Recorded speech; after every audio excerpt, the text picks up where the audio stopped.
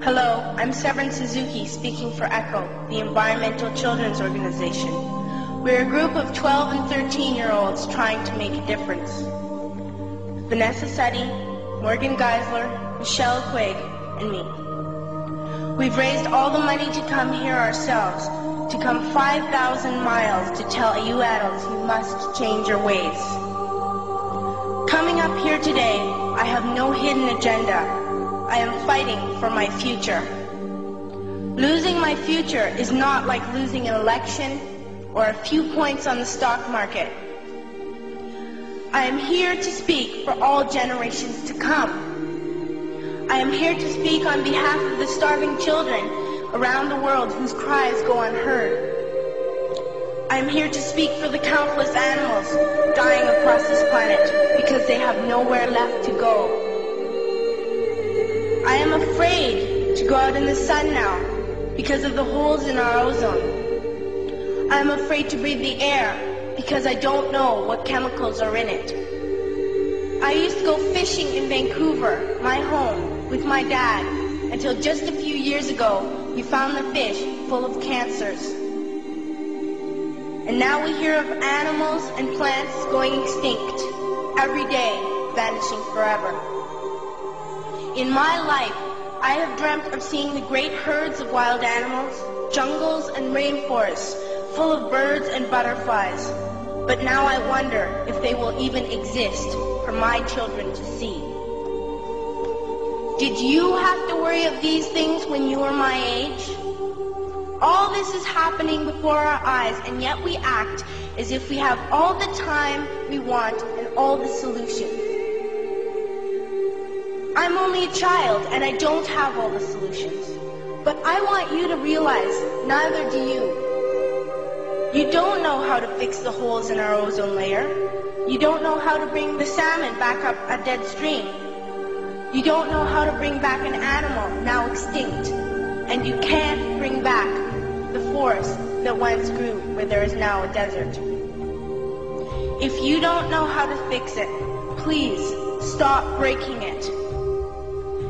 Here, you may be delegates of your government, business people, organizers, reporters, or politicians, but really, your mothers and fathers, sisters and brothers, aunts and uncles, and all of you are someone's child.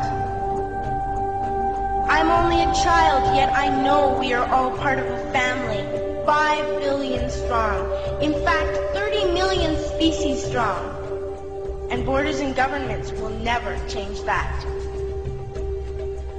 I'm only a child, yet I know we are all in this together and should act as one single world towards one single goal. In my anger, I am not blind, and in my fear, I am not afraid of telling the world how I feel.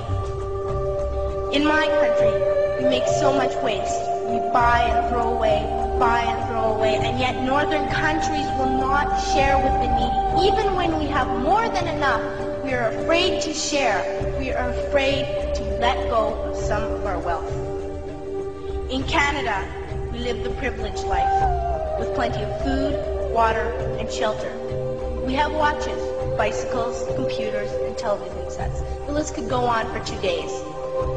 2 days ago, here in Brazil, we were shocked when we spent time with some children living on the streets. This is what one child told us. I wish I was rich. And if I were, I would give all the street children food, clothes, medicines, shelter, and love and affection. If a child on the streets who has nothing is willing to share, why are we who have everything still so greedy? I can't stop thinking that these are children my own age, that it makes a tremendous difference where you are born. That I could be one of those children living in the favelas in Rio. I could be a child starving in Somalia, or a victim of war in the Middle East, or a beggar in India. I am only a child, yet I know if all the money spent on war was spent on finding environmental answers, ending poverty, and finding treaties, what a wonderful place this earth would be.